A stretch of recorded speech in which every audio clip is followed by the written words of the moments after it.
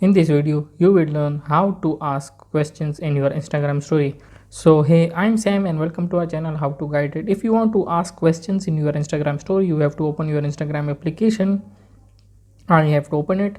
Now I will go to my story section by swiping right side to the page, and now I have opened it.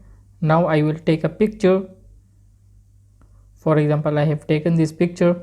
Now if I want to add a question in this story, I will click on this second number icon on the top right side of the page, and I will go down, and on the fourth number you can see that questions sticker is popping up. So I will click on this and I will write something that let us enjoy and ask your questions. I will okay it, and now you can see that I have put this sticker on my Instagram story.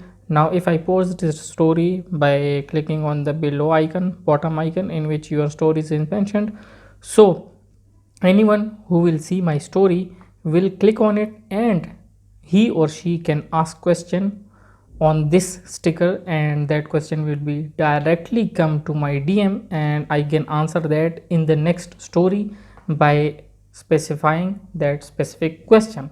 So this is the whole process of adding a question sticker in your Instagram story.